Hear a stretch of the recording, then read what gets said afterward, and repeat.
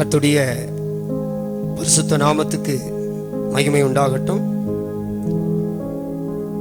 தேவனுடைய பிள்ளைகளே,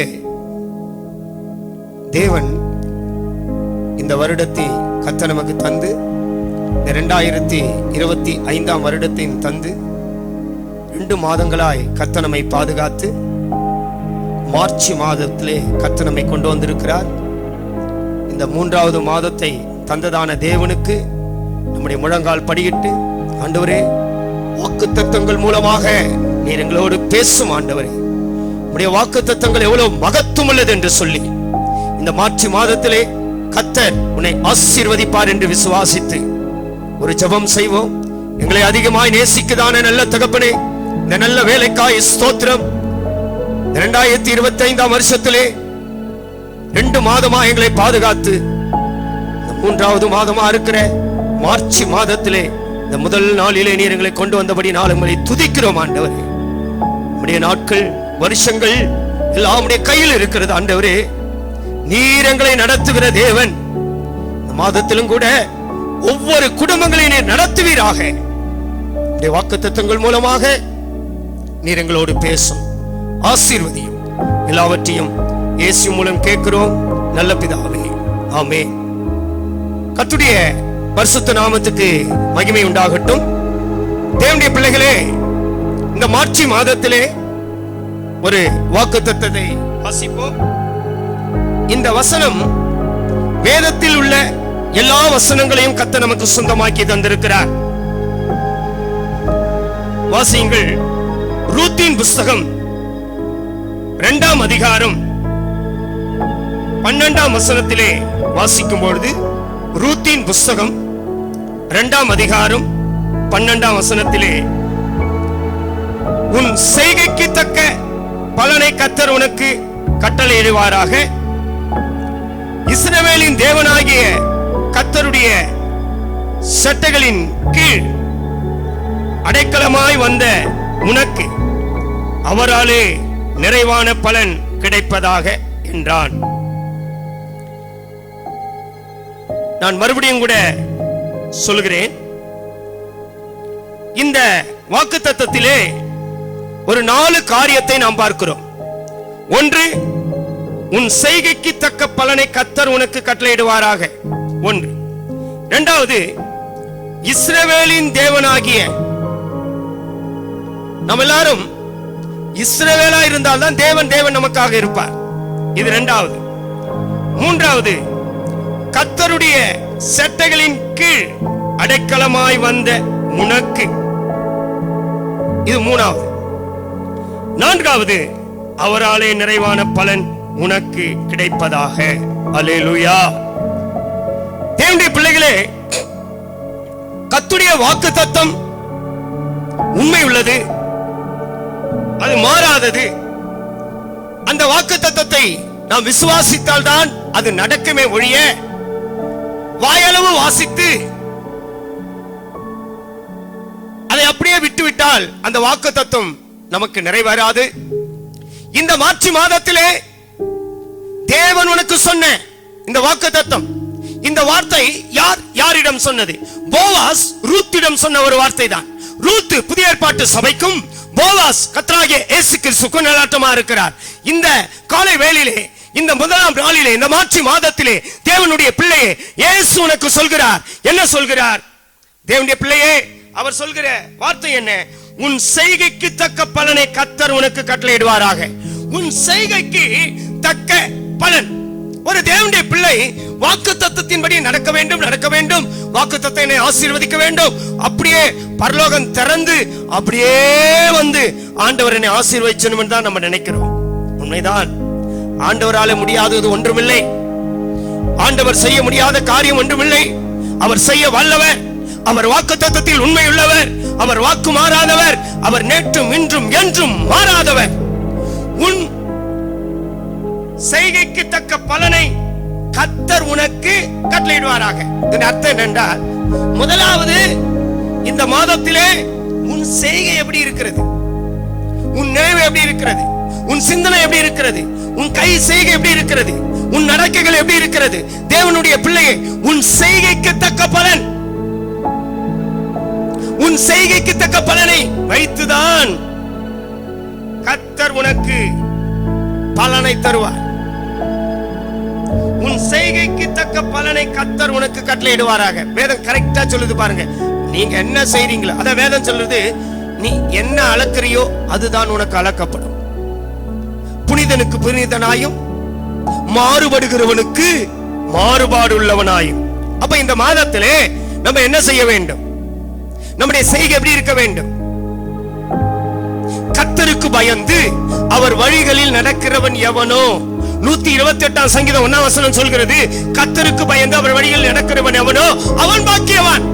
இந்த மார்ச் மாதத்திலே உன் செய்கை, உன் இருதயம், உன் ஜீவியம் இவைகள் எல்லாம் கர்த்தருக்கு பயந்ததா இருந்தால் கர்த்தர் உன்னை பாக்கியவானாய் மாற்றுவார்.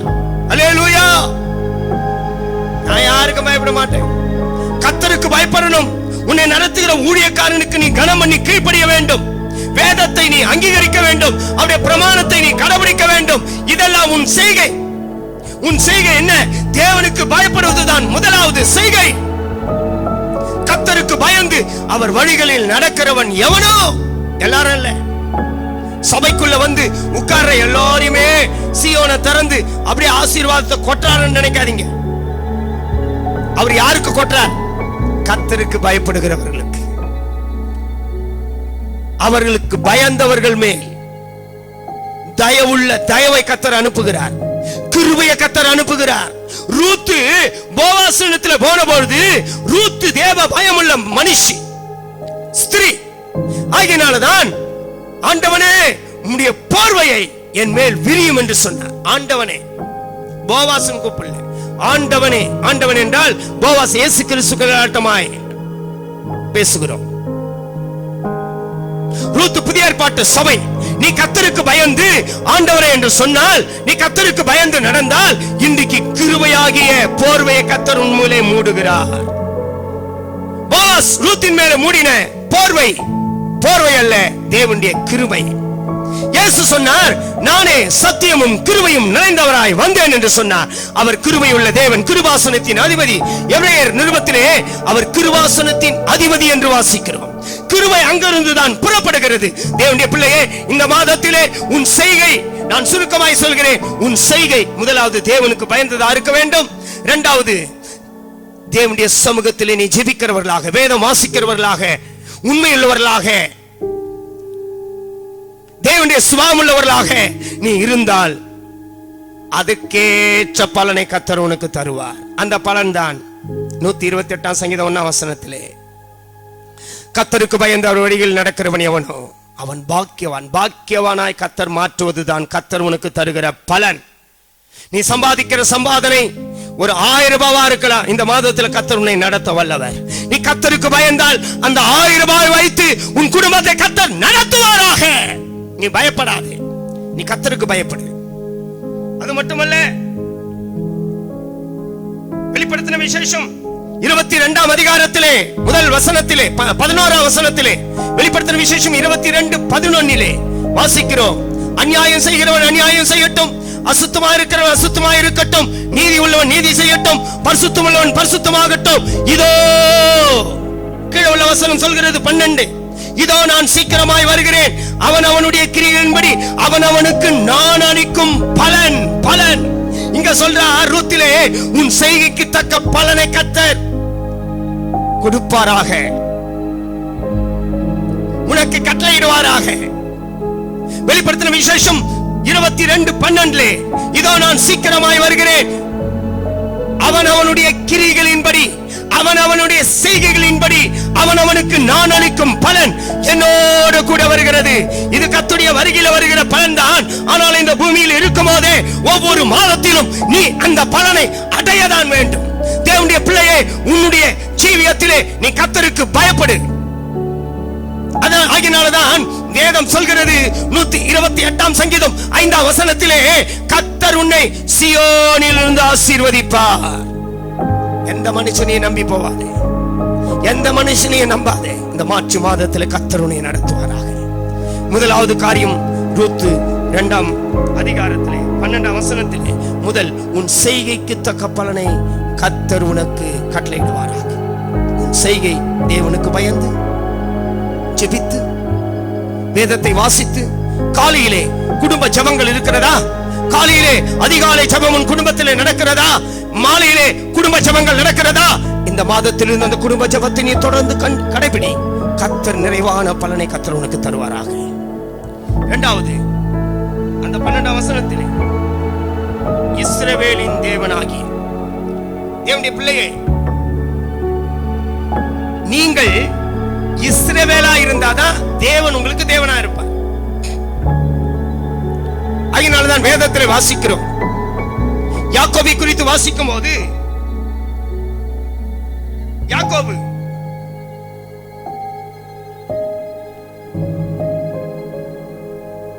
ஏசாவை ஏமாற்றினார், தகப்பனை ஏமாற்றினார். இப்படி ஏமாற்றுகிற சுபாவம் அவனுக்குள் இருந்தது. அதனால்தான் லாபானுடைய வீட்டுக்கு போய் மனைவி பிள்ளைகள் எல்லாம் ஆன பிற்பாடு திரும்பி ஏசாவின் இடத்தில் வரும்போது அவனுக்கு பயம். என்ன பயம்? என் அண்ணங்காரன் கொன்றுவாரோ. அப்பதான் ஆற்றுக்கு அந்தபுரம் உட்கார்ந்து தனிமையாக எல்லாரையும் அக்கறை கடத்தி விட்டு அழுகிறான். ஆண்டவரே, நீர் என்னை ஆசீர்வதித்தால் ஒழிய. அப்பா, மனைவி இருக்கு, பிள்ளைகள் இருக்கிறார்கள், ஆடு மாடுகள் ஒட்டகங்கள் எல்லாம் ஆஸ்தி இருக்கு. லாபானை விட இவனை தான் அதிகமாய் தேவன் ஆசீர்வதித்தார். அவ்வளவு ஆசீர்வாதம் பெற்றவன் மறுபடியும் ஆற்றக்கரையில நின்று கொண்டு தேவனே நான் ஆசீர்வதின்னு சொல்றான். என்ன ஆசீர்வாதம்? ஏசாவினுடைய பயம். ஏனென்றால் இவன் சுபாவ ஏமாற்றக்காரன் யாக்கோபு. இங்க வேதம் என்ன சொல்லுது? இஸ்ரவேலின் தேவன். இஸ்ரவேலுக்கு தான் அவர் தேவன், யாக்கோபுக்கு தேவன் அல்ல. யாக்கோபை போல சுபாவம் உள்ளவர்களுக்கு அவர் தேவன் அல்ல. இந்த காலவேளை நாங்கள் என்ன சொல்கிறோம் என்றால், தேவன் என்ன சொல்கிறாள் என்றால், நீ யாக்கோபா இருக்காதே, ஏமாத்தக்காரனா இருக்காதே, எத்தனா இருக்காதே, ஒரு இஸ்ரவேலா மாறுபடு. அப்பொழுதுதான் யாக்கோபு தூதனுடைய அந்த தேவனுடைய காலை பிடித்து அவன் அழும்போது தூதன் சொல்கிறான், பொழுது விடிந்தது, என்னை விடும் என்று சொல்கிறான். ஆனாலும் விடவில்லை. நீர் என்னை ஆசீர்வதித்தால் ஒழிய நான் உம்மை விடுவதில்லை. அப்பதான் ஆண்டவர் கேட்கிறார், உன் பேர் என்ன? யாக்கோபு. யாக்கோபு என்றால் எத்தன், ஏமாத்துக்காரன்.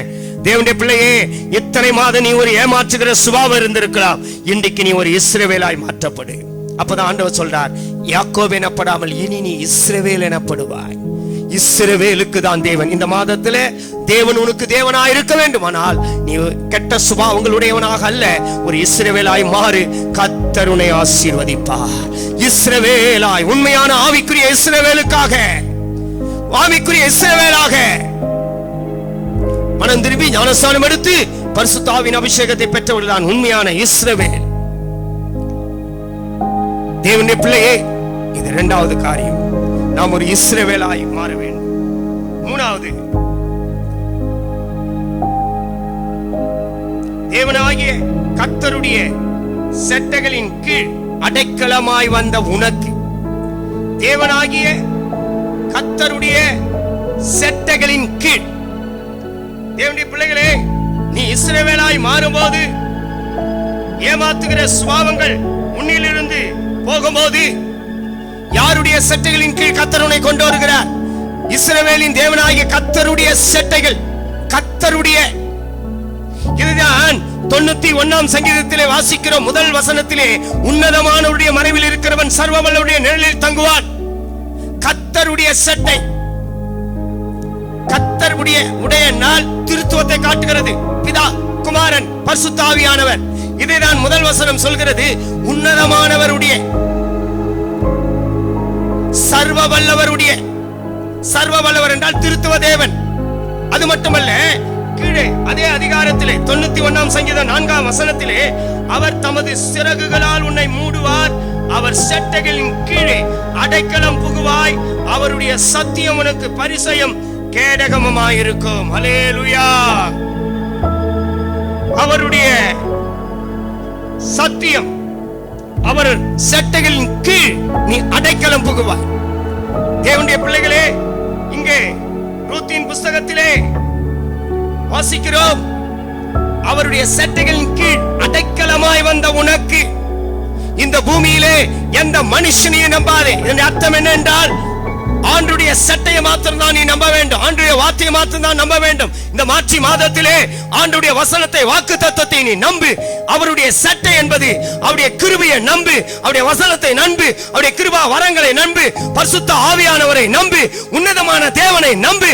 உன்னதமான தேவனை நம்பி முழங்கால் படியிட்டு நீ ஒவ்வொரு காரியத்தையும் ஜெபம் பண்ணி செய். இந்த மார்ச் மாதத்திலே கர்த்தர் உனக்கு ஆசீர்வதிப்பாராக. மனுஷனை நம்புவதை பார்க்கிலும் தேவன் மேல் பற்றுதலாய் இருப்பதே நலம். மனுஷனை நம்பாதே, மனுஷனை நம்பாதே. மாதத்தில் உன் தேவனாகிய கர்த்தரை நம்பு. அங்கே போவாஸ் ரூத்தை பார்த்து சொல்கிறார், அவருடைய செட்டைகளின் கீழ். ரூத்து வேற எங்கேயும் போல. அதே ரூத்தின் புத்தகத்தில் வாசித்து பாருங்கள். தரித்திரர், வாலிபர்கள் இவர்களின் பிறகே போகாததினால் என்று போவாஸ் ரூத்தை பார்த்து சொல்கிறார். வேற யாரு உலகம், மாம்சம், பிசாசின் பிறகு, மனுஷன் பிறகு அவள் போகவில்லை. ஆகையினால்தான் நகோமியை பற்றி கொண்டாள். ஓர்பால் ஓடி போனால் உலகத்தை பார்த்து. ஆனால் ரூத்து ஓடி போகவில்லை. நீங்களும் கூட இந்த மார்ச் மாதத்திலே உன் குடும்பத்தை, உன் ஊழியத்தை, ஊழியங்களை ஆசீர்வதிக்க வேண்டுமானால் மனுஷனை நம்பாதே, ஆண்டுடைய சட்டைகளை நம்பு. அவருடைய சட்டைகளின் கீழ் நீ அடைக்கலம் புகுவாயாக. உனக்கு ஒரு துக்கமா, நிந்தையா, அவமானமா, யாராகிலும் உன்னை நிந்தித்தார்களா, உன்னை புறக்கணித்தார்களா, மனுஷங்கிட்ட போகாதே, கோர்ட் கேஸ் போகாதே. உனக்காக ஒரு நீதிபதி உண்டு, உனக்காக ஒரு நீதிபதி உண்டு. அவருடைய சட்டை உனக்கு நீதிபதி. போவாஸ் சொல்றார், அவருடைய சட்டைகளின் கீழ், ஆண்டவரின் கீழ், தேவ சமூகத்தின் கீழ், அவருடைய கிருபையின் கீழ், வசனத்தின் கீழ். ஆகினால்தான் சத்தியத்தை கை கொண்டு வருகிற நீதி உள்ள ஜாதிக்காக வாசலை கர்த்தர் திறக்கிறார். இந்த பூமியில், பரலோகத்துல மாத்திரமல்ல, இந்த பூமியில கூட எந்தெந்த வாசல் உனக்கு அடைக்கப்பட்டிருக்கிறதோ. சைத்தான் ஒரு வழியாய் வருவான், 7 வழியாய் ஓடி போவான். அவர் பூட்டின கதவை திறக்கிறவர், திறந்ததை பூட்டுகிறவர். சட்டங்களின் கீழ் அடைக்கலமாய் வந்த ஆண்டுடைய சட்டங்களின் கீழ் நீ வருவாயானால் நிச்சயமாய் கர்த்தர் உன்னை ஆசீர்வதிப்பார். இது 3வது காரியம். 4வது, அதே 12ஆம் வசனத்திலே, அவர் உனக்கு நிறைவான பலனை தருவாராக. இந்த மாதத்திலே கர்த்தர் உனக்கு நிறைவான பலன். ஆண்டவர், நீங்க விசுவாசிங்க, முழங்கால் போடுங்க. இந்த மாதத்துடைய வாக்குத்தத்தத்திலே உன்னை நிறைவாய் ஆசீர்வதிப்பார் என்று நீ விசுவாசிக்கிறாயா? ஒருவேளை நீ ஒரு ஏழையா இருக்கலாம், ஒருவேளை நீ ஒரு விதவையா இருக்கலாம், ஒருவேளை நண்பா மனைவி இல்லை, பிள்ளைகள் இல்லை, அந்த வீட்டில் நீ தனிமையா இருக்கலாம். கர்த்தர் உனக்கு நிறைவான பலனை இந்த மாதத்தில் தரப்போகிறார். இந்த வார்த்தை என்னுடைய வார்த்தை அல்ல, தேவனுடைய வார்த்தை. இதை விசுவாசி. இந்த நிறைவான பலன் ராஜாக்களின் புஸ்தகத்திலே சாரிபாத் விதவை, கொஞ்சம் மாவு, கொஞ்சம் எண்ணெய் தான் இருந்தது. நானும் என் பிள்ளையாண்டானும் ஒரு சின்ன ரொட்டியை செய்து மரித்து போக வேண்டும் என்று விறகுகளை புரக்கிக் கொண்டிருந்த உன்னிடத்தில் ஒரு தேவ மனுஷன் போனார். அதுபோல இன்னைக்கு நீ செத்து போக வேண்டும் என்று நினைக்கிறாயா? இந்த மாதத்திலே இந்த கடனை என்னால கட்ட முடியாது, இந்த வட்டியை என்னால கட்ட முடியாது, இந்த வீட்டை என்னால கட்ட முடியாது, நான் செத்து போக வேண்டும் என்று நினைக்கிறாயா? சாரிபாத் விதவை போல முழங்கால் படியிடு. இன்றைக்கு உன் கடன் பிரச்சனையை கர்த்தர் நீக்குகிறார். இன்றைக்கு வட்டி கட்டுற பிரச்சனையை கர்த்தர் நீக்குகிறார். ஆண்டவருடைய வாக்குத்தத்தம் என்ன? ஆண்டவர் சட்டங்களின் கீழ் வந்த உனக்கு நிறைவான பலன், பாதி பலன் அல்ல. மகளே, மகனே, பயப்படாதே. இன்றைக்கு ஆண்டவருடைய வசனம் வல்லமை உள்ளது, ஆண்டவருடைய வேதம் வல்லமை உள்ளது. எழும்பு, எழும்பு, எழும்பு. சாரிபாத் விதவையின் வீட்டை கர்த்தர் ஆசீர்வதித்தவர். அப்பொழுது அந்த தேவ மனுஷன் என்ன சொன்னார்? முதலாவது, எனக்கு ஒரு அடையை நீ கொண்டு வா, எனக்கு ஒரு அறையை கொண்டு வா என்றால், அந்த ஒரு அடை என்பது என்ன? நீ ஒரே தேவனை மாத்திரம் விசுவாசித்து, ஒரே தேவனை மாத்திரம் விசுவாசித்து, தேவன் மாத்திரம் விசுவாசித்து, அந்த தேவனிடத்திலே நீ வேண்டுதல் செய்யும் போது அந்த வார்த்தையை அந்த விதவை விசுவாசித்தால் விசுவாசித்த போது அந்த மனிதன் சொன்னார், அந்த தேவ மனிதன் சொன்னார், இப்பொழுது உன் வீட்டை நிரம்பி இருக்கும், நீ போய் பார். வீட்டில் இருக்கிற எல்லா பாத்திரங்களும் எண்ணெய் நிரப்பப்பட்டது, மாவுகள் நிரப்பப்பட்டது. தேவனுடைய பிள்ளையே, இந்த வாக்குத்தத்தத்தை கர்த்தர் உனக்கு தருகிறார். இதுதான் நிறைவான பலன். இந்த நிறைவான பலனை அடையும்படியாக நீ மனுஷனை நோடி ஓடாதே. மனுஷனை நோக்கி போய் போய் போய் நீ சோர்ந்து போகிறாய். உன் ஜீவியம் அழுத்து போயிருக்கிறது. நான் சத்து போகலாம் என்று நினைத்திருக்கிறாய். நீ சாக வேண்டிய மனிதன் அல்ல, வாழ வேண்டிய மனிதன். நான் மரித்தேன், இயேசு சொன்னார், நான் மரித்தேன், ஆனாலும் சதா காலங்களிலும் உயிரோடு இருக்கிறேன். நம்முடைய இயேசு சத்து போன இயேசு அல்ல, உயிரோடு இருக்கிற இயேசு. விசுவாசியுங்கள் தேவ பிள்ளையே, நம்முடைய இயேசு சத்து போனவர் அல்ல, உயிரோடு இருக்கிற இயேசு. உன்னை வாழ வைக்கிற இயேசு, உன்னை ஜீவிக்க வைக்கிற இயேசு. நிறைவான பலன் வருவதாக. ஒருவேளை பிள்ளை பாக்கியம் இல்லாமல் நீ கஷ்டப்பட்டு கொண்டிருக்கிறாயா? 10 வருடங்களா நீ கஷ்டப்பட்டு கொண்டிருக்கிறாயா? 15 வருடங்களா கஷ்டப்பட்டு கொண்டிருக்கிறாயா? இன்றைக்கு அந்த பிள்ளை பாக்கியத்தை கர்த்தர் உனக்கு தருவாராக. மரித்து போன கர்ப்பத்தை, சாராளுடைய கர்ப்பத்தை, 100 வயது ஆனாலும் கூட சாராளுடைய கர்ப்பத்தை மறுபடியும் உயிர்ப்பித்த தேவன் இந்த காலவேளையில் உன் கர்ப்பத்தை உயிர்ப்பிக்கிறார். நிறைவான பலனை கர்த்தர் தருகிறார். ஒரு ஆண் பிள்ளையை கர்த்தர் உனக்கு தருகிறார். அன்னாளுக்கு தந்த ஆண் பிள்ளையை கர்த்தர் உனக்கு தருவாராக. நீ பயப்படாதே, வேத வசனத்தை விசுவாசி. முழங்கால் படியிடுங்கள், கண்களை மூடுங்கள். ஆண்டவரே, நீர் எங்களை ஆசீர்வதியும். ஆண்டவரே, ரூத்துக்கு சொன்ன அந்த வாக்குத்தத்தம் உனக்கும் கூட பலிக்கிறது. ரூத்துக்கு சொன்ன அந்த வாக்குத்தத்தம் உனக்கு கூட பலிக்கிறது. தேவனுடைய செட்டுகளின் கீழ் அடைக்கலமாய் வந்த உனக்கு அவராலே நிறைவான பலன் கிடைப்பதாக. பயப்படாதே. நான் ஜெபிக்கும் போது அந்நிய பாஷையை பேசுங்கள், அபிஷேகத்தில் நிரம்புங்கள். தேவனே, இந்த பிள்ளைகளுக்காய் நாங்கள் ஜெபிக்கிறோம், ஊழியர்களுக்காய் நாங்கள் ஜெபிக்கிறோம். எல்லாருடைய வீடுகளிலே சாரிவாத்துதலை நீர் ஆசீர்வதித்தது போல இன்றைக்கு ஒவ்வொரு பிள்ளைகளுடைய நிலவரத்தை நீர் மாற்றுவீராக. இந்த மாதத்திலே மாற்றுவீராக. நிறைவான பலனை நீர் கொடுக்கும்படியாக ஜெபிக்கிறோம். சாபங்கள் போகட்டும், கடன் பிரச்சனைகள் போகட்டும், பிள்ளை இல்லாத பாக்கியங்கள் போகட்டும். ஒரு பிள்ளையை தருவாராக. சொந்த வீடு இல்லாதவருக்கு சொந்த வீடுகளை தருவாராக. தேவனுடைய பிள்ளைகளே, ஒவ்வொரு பிள்ளைகளை நீர் ஆசீர்வதிப்பீராக. இந்த ஜெபத்தின் மூலமாக, வேதத்தின் மூலமாக நிறைவான பலனை கர்த்தர் உனக்கு தருவார் என்று இயேசுவின் நாமத்தினாலே வேண்டிக் கொள்கிறோம் பிதாவே. ஆமென்.